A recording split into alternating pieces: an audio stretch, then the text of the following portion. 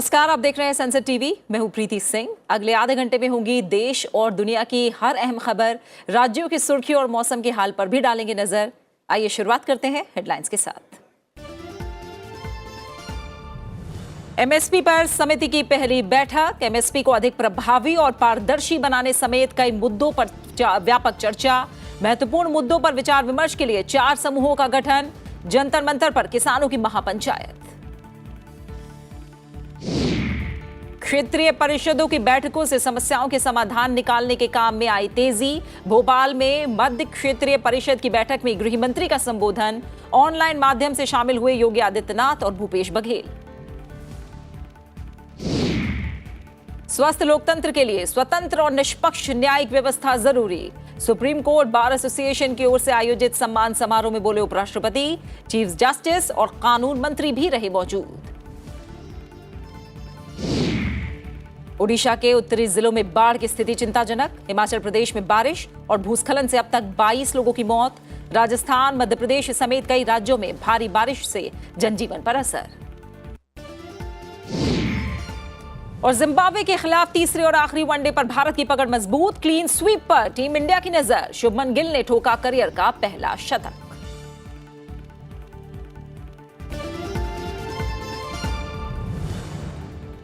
अब एक नजर उन खबरों पर जो दिन भर सुर्खियों में रही। चुनाव आयोग ने कहा है कि प्रपत्र 6B में आधार देना स्वैच्छिक है। आयोग ने कहा है कि आधार नंबर नहीं देने के कारण मतदाता सूची से कोई भी प्रविष्टि हटाई नहीं जाएगी। सरकार ने विभिन्न केंद्रीय मंत्रालयों, विभागों और एजेंसियों के सभी पुरस्कारों को एक मंच पर लाने के लिए राष्ट्रीय पुरस्कार पोर्टल विकसित किया है, ताकि इनकी पारदर्शिता और जन भागीदारी सुनिश्चित हो। कांग्रेस के पूर्व अध्यक्ष राहुल गांधी ने दिल्ली में पार्टी की प्रस्तावित भारत जोड़ो यात्रा के संदर्भ में सिविल सोसाइटी के कई प्रमुख लोगों के साथ बैठक की। बैठक में स्वराज इंडिया के योगेंद्र यादव और कई एनजीओ के लोग भी शामिल हुए। सुप्रीम कोर्ट ने दिल्ली में सेवाओं के नियंत्रण को लेकर केंद्र और दिल्ली सरकार की विधायी और कार्यकारी शक्तियों के दायरे से संबंधित कानूनी मुद्दों पर सुनवाई करने के लिए 5 सदस्यीय संविधान पीठ का गठन किया है। मुंबई की विशेष पीएमएलए अदालत ने पात्रा चावल भूमि घोटाले के मामले में शिवसेना सांसद संजय राउत की न्यायिक हिरासत 5 सितंबर तक बढ़ा दी है। पद्म पुरस्कार 2023 के लिए ऑनलाइन नामांकन और सिफारिश करने की प्रक्रिया की शुरुआत हो गई है और इसकी अंतिम तारीख 15 सितंबर है। हजारों किसानों के महापंचायत में भाग लेने के लिए जंतर मंतर पहुंचने के कारण गाजीपुर और सिंघू बॉर्डर समेत दिल्ली की सीमाओं पर भारी जाम रहा। लोगों को काफी दिक्कत का सामना करना पड़ा। देश में कोविड के 9,531 नए मामले सामने आए हैं। इलाज करा रहे मरीजों की संख्या कम होकर 97,648 रह गई है। विदेश मंत्री एस जयशंकर ने पराग्वे में महात्मा गांधी की एक प्रतिमा का अनावरण किया और ऐतिहासिक कासा डिला इंडिपेंडेंशिया की यात्रा की, जहां से 2 सदी से भी अधिक समय पहले दक्षिण अमेरिकी देश की आजादी का आंदोलन शुरू हुआ था। इस्लामाबाद हाईकोर्ट ने पूर्व प्रधानमंत्री इमरान खान को आतंकवाद से जुड़े एक मामले में गुरुवार तक के लिए संरक्षित जमानत दे दी है।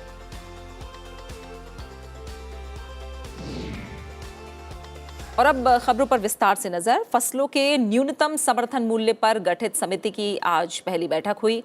इसमें एमएसपी को अधिक प्रभावी और पारदर्शी बनाने समेत संबंधित मुद्दों पर व्यापक चर्चा की गई। समिति ने महत्वपूर्ण मुद्दों पर विचार विमर्श के लिए 4 समूह बनाए। हालांकि संयुक्त किसान मोर्चा बैठक में अनुपस्थित रहा। पूर्व कृषि सचिव संजय अग्रवाल की अध्यक्षता वाली समिति ने शून्य बजट आधारित खेती को बढ़ावा देने, बदलती जरूरतों के हिसाब से फसल प्रतिरूप को बदलने पर विचार किया। एमएसपी को और अधिक प्रभावी और पारदर्शी बनाने के तरीकों पर चर्चा की गई। आज की बैठक में 3 विषयों पर प्रेजेंटेशन दी गई। समिति में अध्यक्ष सहित 26 सदस्य हैं और संयुक्त किसान मोर्चा के प्रतिनिधियों के लिए 3 सदस्यों की सीट अलग रखी गई हैं। पिछले साल नवंबर में 3 कृषि कानूनों को रद्द करने की घोषणा करते हुए प्रधानमंत्री नरेंद्र मोदी ने किसानों के एमएसपी मुद्दों पर गौर करने के लिए एक समिति गठित करने का वादा किया था। सरकार ने 18 जुलाई को इस समिति का गठन किया था। एसकेएम ने पहले ही इस समिति को खारिज कर दिया है और अपने प्रतिनिधियों को नामित नहीं करने का फैसला किया है। इधर संयुक्त किसान मोर्चा के आह्वान पर जंतर मंतर पर बुलाई गई महापंचायत में विभिन्न राज्यों से सैकड़ों किसान दिल्ली पहुंचे। संयुक्त किसान मोर्चा ने कहा कि महापंचायत एक दिवसीय शांतिपूर्ण कार्यक्रम है जिसमें एमएसपी पर कानूनी गारंटी और बिजली संशोधन विधेयक 2022 रद्द करने समेत अपनी मांगों को लेकर धरना दिया गया। उन्होंने कहा कि पहले किसानों के आंदोलन के दौरान केंद्र सरकार ने हमारी सभी मांगों पर विचार करने का वादा किया था, लेकिन उन्होंने कुछ नहीं किया।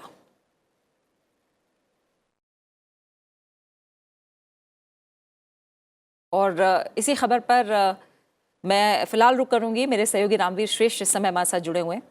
रामवीर श्रेष्ठ, देखें तो फसलों के न्यूनतम समर्थन मूल्य पर गठित समिति की आज पहली बैठक हुई। 3 ऐसे विषय हैं जिन पर प्रेजेंटेशन दिया गया। पहले आप बताइए कि जो समिति की बैठक रही वो किस तरह से अहम रही और कौन से ऐसे बिंदु रहे जो आज विचार विमर्श के लिए शामिल किए गए। जी प्रीति, ये पहली बैठक थी और अभी समिति की कई बैठकें होंगी और जैसा आपने कहा कि उसमें एक पारदर्शी एमएसपी को लेकर के एक पारदर्शी व्यवस्था बनाने की बात उसमें कही गई है। तो जब तक किसी इस तरह के नतीजे पर नहीं पहुंच जाते हैं, क्योंकि एमएसपी को लेकर के सरकार ऑलरेडी कानून बना चुकी है, एमएसपी पर खरीद भी होती है, सब फसलों की खरीद नहीं होती है, लेकिन किसानों की जो उसमें मांगे हैं उन सब चीज़ों को शामिल करना ये बड़ी बात होगी। एक बात मैं आपको बताता चलूँ, बहुत सारी बातें आपने उसमें कही हैं कि जब किसान आंदोलन हुआ तो उस आंदोलन के पहले से भी एमएसपी की मांग ये किसानों के और किसान संगठनों के द्वारा चली आ रही थी। इसलिए जब तीनों कानून रद्द हुए तो साथ के साथ पीएम ने एक आश्वासन ये भी दिया कि एमएसपी ये को लेकर भी एक रिव्यू कमेटी जो है वो बनाई जाएगी ताकि उस पर एक मजबूत और पारदर्शी व्यवस्था कायम हो सके। इस सब के मद्देनजर जो है ये थोड़ा सा देखना पड़ेगा कि किस तरह से एमएसपी जो है एक तो सभी फसलों पर कैसे वो धीरे धीरे आ सकती है, हो सकती है, उसके क्या और मैकेनिज्म हो सकते हैं उनको भी समझना पड़ेगा। थोड़ा हमारे सामने केरल का भी मॉडल है। पिछले दिनों या पिछले साल कहिए, केरल ने अपने यहाँ 16 कृषि उपज के ऊपर एमएसपी ये इन्फोर्स की और उन्होंने रेट फिक्स किए कि अगर किसी भी किसान का ये जो पर्टिकुलर उपज है, अगर ये जो दाम तय किया गया है उससे नीचे अगर बिकती है, अगर मार्केट का भाव उससे नीचे जाता है तो सरकार उस उपज को खरीदने के लिए आगे आएगी। अब ये पहल, एक बात और भी, ये एग्जाम्पल जो है ये भी बात आगे बढ़ाता है कि जो फार्मर डोमेन है वहां पर यह बात भी जानी चाहिए कि राज्य भी इसमें स्टैंड ले सकते हैं। मतलब वैसे भी कृषि राज्यों का विषय है जी। और राज्य अगर उसमें स्टैंड लेते हैं, इनिशिएटिव लेते हैं, तो अलग अलग राज्य में अलग अलग तरह की कृषि उपज हैं, वो उनको वहां पर जो किसान पर्टिकुलर, क्योंकि केंद्रीय स्तर पर अगर आप एमएसपी की बात करें तो देश को चूंकि खाद्यान्न की जरूरत है, बिल्कुल खाद्यान्न फूड ग्रेन में मोटी मोटी जो चीजें हैं उनको जो केंद्र सरकार है उनकी एमएसपी की घोषणा करती है और जितना उसका स्टॉक जो उसको खरीदना होता है उसकी भी एक लिमिट है, बिल्कुल तो ऐसी ही तमाम बारीकियां हैं जिन्हें लेकर एमएसपी को लेकर किस तरह से इसे अधिक प्रभावी और पारदर्शी बनाया जाए, इसे लेकर एमएसपी पर गठित जो समिति है उसकी आज पहली बैठक रही जो काफी अहम रही। बहुत बहुत शुक्रिया रामवीर श्रेष्ठ आपका हमारे साथ जुड़ने के लिए और उस जानकारी को हम तक पहुंचाने के लिए। अगली खबर का रुख करते हैं। केंद्रीय गृह मंत्री अमित शाह ने भोपाल में मध्य क्षेत्रीय परिषद की बैठक की अध्यक्षता की। इस मौके पर उन्होंने कहा कि केंद्र सरकार ने देश में राज्यों को मजबूत करने की दिशा में लगातार काम किया है और कर रही है। अमित शाह ने कहा कि अंतर्राज्यीय परिषद की बैठकों से समस्याओं के समाधान निकालने के काम में तेजी आई है और सभी राज्य एक दूसरे के प्रयासों को अपना रहे हैं।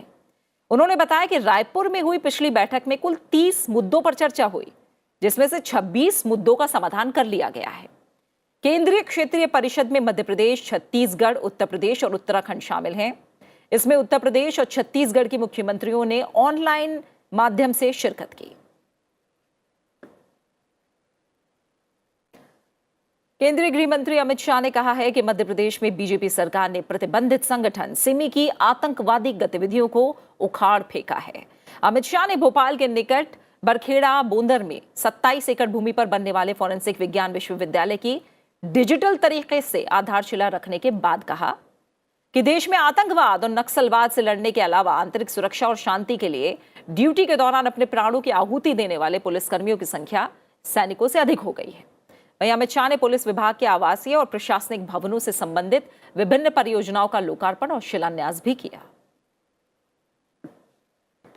पूरे मध्य प्रदेश के अंदर से और विशेषकर मालवा से सिमी को मूल समेत उखाड़ देने का काम भारतीय जनता पार्टी की शिवराज सिंह सरकार ने किया है। और कानून और व्यवस्था के आंकड़े भी बहुत अच्छे बने हैं। पुलिस रिस्पॉन्सिव बनी है, पुलिस संवेदनशील बनी है। उपराष्ट्रपति जगदीप धनखड़ आज सुप्रीम कोर्ट बार एसोसिएशन की तरफ से आयोजित सम्मान समारोह में शामिल हुए।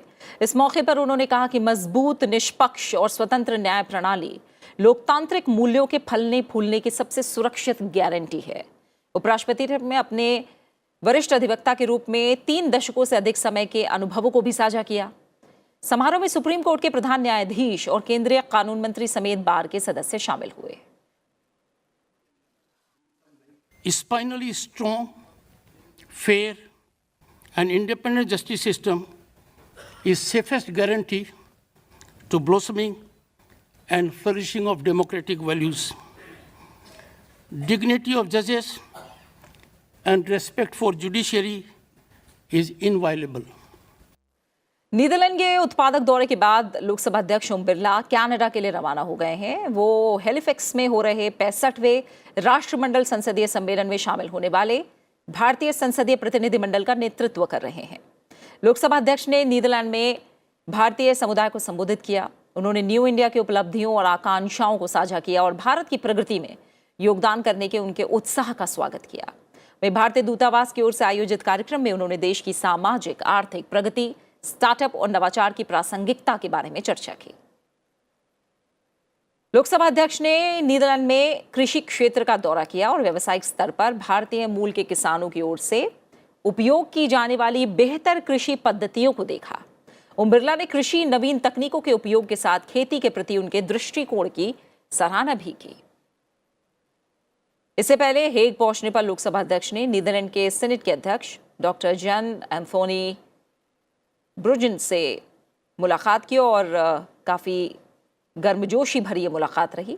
दोनों नेताओं ने भारत और नीदरलैंड के बीच संसदीय सहयोग बढ़ाने, आर्थिक और सांस्कृतिक संबंधों के विस्तार और पारस्परिक हित के कई अन्य मुद्दों पर चर्चा की।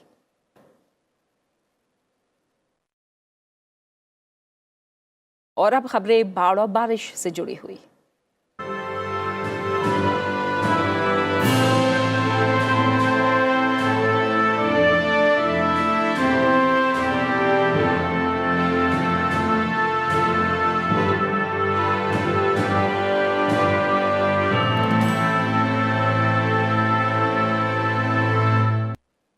हिमाचल प्रदेश में भारी बारिश के कारण भूस्खलन और अचानक आई बाढ़ की 36 घटनाओं में 22 लोगों की मौत हो गई है। कई ऐसे लोग हैं जो अभी भी लापता हैं। मुख्यमंत्री का गृह जिला मंडी बाढ़ से सबसे बुरी तरह प्रभावित है, जहां भारी बारिश के कारण आई अचानक बाढ़ और भूस्खलन से 13 लोगों की मौत हो गई। मुख्यमंत्री जयराम ठाकुर ने मंडी जिले में बाढ़ और भूस्खलन प्रभावित क्षेत्रों का दौरा करने के बाद घरों के पुनर्निर्माण का निर्देश दिया। साथ ही हादसे में जान गंवाने वालों के परिजनों को 4-4 लाख रुपए देने का ऐलान किया।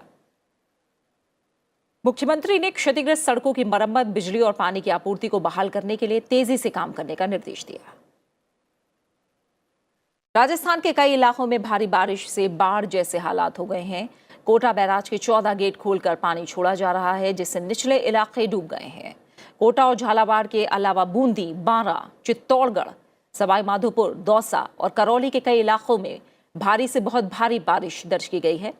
मौसम विभाग ने पूर्वी राजस्थान में छिटपुट स्थानों पर भारी से अति भारी वर्षा और पश्चिमी राजस्थान में छिटपुट स्थानों पर भारी बारिश की चेतावनी जारी की है। राजधानी जयपुर में भी कल शाम से ही रुक रुक कर बारिश हो रही है, जिससे निचले इलाके डूब गए हैं। कई इलाकों में पानी लोगों के घरों में घुस गया है। हालात को देखते हुए शिक्षण संस्थानों को बंद कर दिया गया है।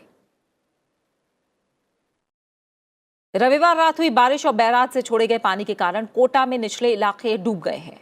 बैराज से अब तक 2.76 लाख क्यूसेक पानी छोड़ा जा चुका है। अधिकारियों ने निचले इलाकों से लोगों की निकासी शुरू कर दी है और सतर्क रहने की अपील की है। वहीं ओडिशा में पिछले 3 दिनों से हो रही तेज बारिश के कारण बाढ़ की स्थिति बनी हुई है। भारी बारिश की वजह से राज्य की 4 बड़ी नदियां सुवर्णरेखा, ब्राह्मणी, बैतरणी और बुधबलंगा में जलस्तर खतरे के निशान से ऊपर पहुंच चुका है, जिससे निचले इलाके डूब गए हैं। पानी लोगों के घरों में घुस गया है। कई जगहों पर भारी जल जमाव है। लगातार हालात पर नजर रखी जा रही है। साथ ही राहत और बचाव का काम युद्ध स्तर पर जारी है। पहाड़ी इलाकों में बारिश और बिहार में पिछले कुछ दिनों से लगातार हो रही बारिश के चलते गंगा सहित कई नदियां उफान पर हैं। भोजपुर और पटना में गंगा नदी उफान पर है। गंगा खतरे के निशान के पास पहुंच गई है। पटना में गंगा का जलस्तर बढ़ने से गांधी घाट और कृष्णा घाट डूब गया है। ऐसे में लोगों को सुरक्षित जगहों पर पहुंचाया जा रहा है। मौसम विभाग ने बिहार के 20 जिलों में भारी बारिश का अलर्ट जारी किया है। नदियों के किनारों जो बसे गांव हैं, वहां लोगों को सतर्क किया गया है। वहीं मध्य प्रदेश के कई हिस्सों में 3 दिन से जारी बारिश की वजह से नदी नाले उफान पर हैं, जिसके बाद भोपाल और जबलपुर सहित कुछ जिलों में स्कूल बंद करने पड़े। प्रदेश में भारी से अति भारी बारिश का दौर जारी है। ये आने वाले 2 दिनों तक चलेगा। मौसम विभाग ने इसे लेकर रेड अलर्ट जारी किया है। राज्य के पश्चिमी हिस्सों में अलग अलग स्थानों पर अत्यधिक वर्षा के साथ बहुत भारी वर्षा का पूर्वानुमान व्यक्त किया गया है। बारिश के बाद से प्रदेश के बड़े हिस्से में नदियां, नाले, अन्य जल स्रोत उफान पर हैं। पानी छोड़ने के लिए कई बांधों के द्वार खोले गए हैं। कई इलाके डूबे हैं। कई इलाकों में जल जमाव है, जहां लोग परेशानी का सामना कर रहे हैं। आईएमडी ने लोगों को मूसलाधार बारिश के बीच यात्रा करने से बचने की सलाह दी है। भोपाल में भारी बारिश के बाद झील में एक बड़ा बोट डूबती हुई दिखाई दी। वहीं कई जगहों पर तेज हवा की वजह से पेड़ उखड़ गए, जिससे बिजली की आपूर्ति के साथ यातायात भी प्रभावित हुआ। और फिलहाल रुकने एक छोटे से ब्रेक के लिए आप बने रहिए हमारे साथ।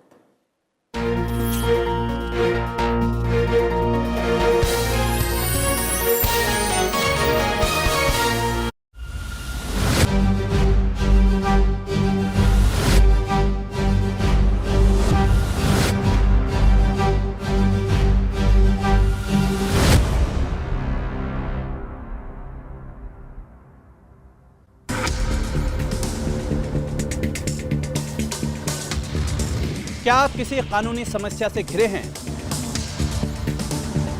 नहीं पता क्या करें? क्या कहता है कानून? क्या हैं आपके अधिकार? समझिए कानून की बारीकियों को कानून की पाठशाला में, सिर्फ संसद टीवी पर।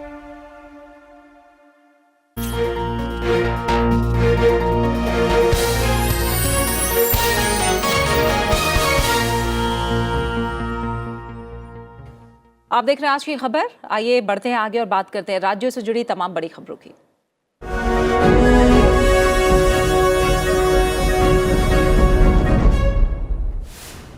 आंध्र प्रदेश के मुख्यमंत्री वाईएस जगनमोहन रेड्डी ने आज राष्ट्रपति द्रौपदी मुर्मू और प्रधानमंत्री नरेंद्र मोदी से मुलाकात की।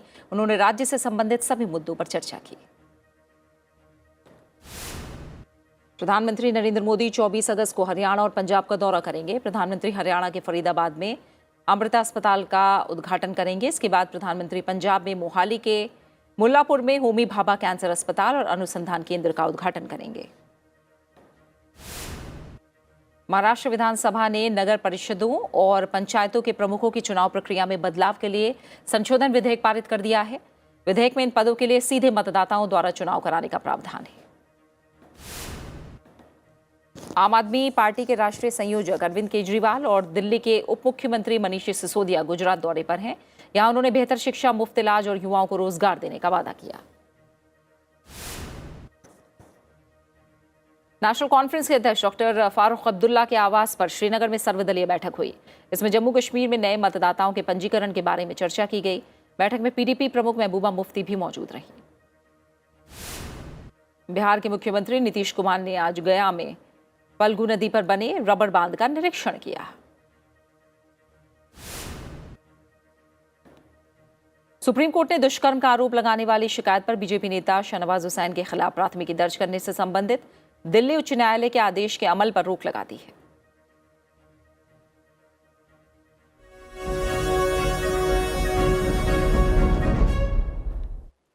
सुप्रीम कोर्ट ने निर्देश दिया है कि अखिल भारतीय फुटबॉल महासंघ के कामकाज के संचालन के लिए नियुक्त 3 सदस्यीय प्रशासकों की समिति को बर्खास्त माना जाए। कोर्ट ने खेल मंत्रालय की अपील पर यह आदेश दिया है। कोर्ट ने कहा है कि भारत में अंडर 17 महिला विश्व कप के आयोजन और फीफा की ओर से AIFF पर लगाया निलंबन रद्द कराने के लिए पूर्वादेश में बदलाव किया गया है। कोर्ट ने 28 अगस्त को होने वाले चुनाव 1 सप्ताह के लिए स्थगित कर दिए हैं ताकि मतदाता सूची में बदलाव और नामांकन की प्रक्रिया शुरू हो सके। पीठ ने कहा है कि AIFF चुनाव के लिए मतदाता सूची में प्रदेश और केंद्र शासित प्रदेश संघों के 36 प्रतिनिधि होने चाहिए, जैसा फीफा ने मांग की है। फीफा ने 16 अगस्त को तीसरे पक्ष के गैर जरूरी दखल का हवाला देकर AIFF को निलंबित करने का बात कही थी और पूर्व निर्धारित भारत में अंडर 17 महिला विश्व कप का आयोजन पर रोक लगा दी थी। अंडर 17 महिला विश्व कप 11 से 30 अक्टूबर के बीच होने हैं। और अब खबरें अंतर्राष्ट्रीय जगत से।